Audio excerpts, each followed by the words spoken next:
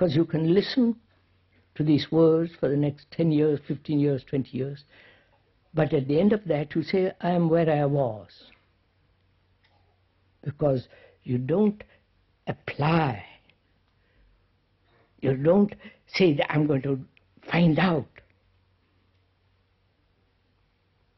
You merely live in the level of words.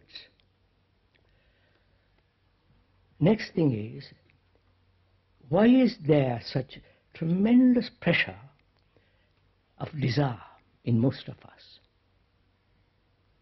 The pressure of sex, the pressure of desire for sex, desire for experience, desire to be popular, famous, desire to, all the rest of what the activities of desires are.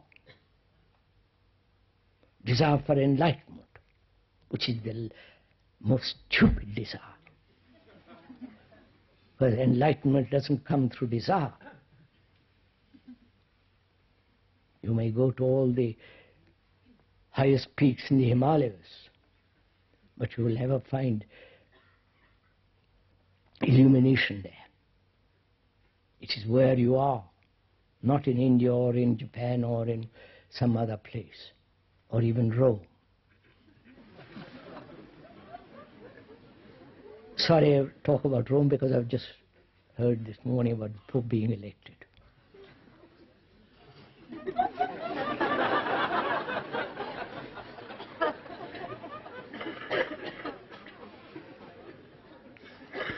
So, if one is aware in oneself, of oneself, one sees how desire is so extraordinarily strong. Desire for power, to dominate people. Desire for, you know all this. I don't have to go into details. You know it all very, very well. And we live under this pressure. And so, not only physiologically one becomes ill, strain of it, but also psychologically, it's a great travail, it's a great problem. I desire, say for example, to be the most marvelous person, and it's a constant strain to become somebody, to be somebody, to achieve a result. So, one can see desire without being understood the whole nature and structure of desire is one of the factors of disorder. Right? Do we see that? Please, don't accept what I'm saying. That's totally unimportant. Is that in yourself a fact which you have discovered for yourself? Say the desire in all its multiple forms and multiple expressions does breed confusion, does breed disorder. Right? And most people have said control desire, suppress desire, or fulfill desire. Go to the extreme of desire. They have done all these tricks. Talk to any monk and they will tell you we must suppress any desire, carnal desire, or any form of desire in order to serve God, or whoever God is. And so there is always this suppression, control, constant conflict. You desire something, you suppress it, you rationalize it, you control it, you run away from it, and so on. So, what we are trying to do, what we are saying is, let's find out the nature of desire, how it arises, and whether we can give desire its proper place and not in any way suppress it, control it, destroy it. You, can we go? We're going to go into that.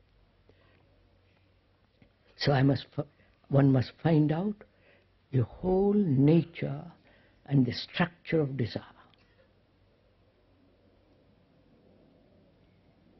Find out for oneself. Not be told what is the nature and structure of desire. Then if you accept it, you'll come back next year or next 30 years and say, well, that's exactly where I am. I began and you have left me where I was after 30 years. Because one has lived on words, not actually gone into it for yourself. Why has desire become so extraordinarily important? It is encouraged through education. In every form, society, all things around us encourage this process of desire. I want to find out why desire has become important in oneself and what is desire. So I must first understand the nature of sensation, right? Sensory perception, senses. I must understand the way of the senses. Well, may we go on?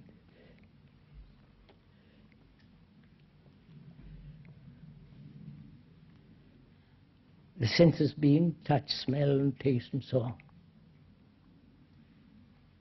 And we never function with all the senses in operation. I wonder if you understand this. No? Taste becomes so extraordinarily important. If you're a gourmet, if you like good food, wine and all the rest of it, taste becomes extraordinarily important. Or if you're sensitive, music, only music becomes important. Hearing of lovely sound and the space between sounds and the quality of sound. Or something, so our senses are broken up, fragmented. We never see anything with all our senses completely. Right? Are we understanding each other? Can you look at something, the movement of the sea, the wave, the clouds, the wind among the trees, to look at it all with all your senses fully flowering and looking? Can we do that? Then when you do that, you will see as a test, you're not accepting what I am saying. Test it for yourself. Then you will see that there is no center from which you are observing.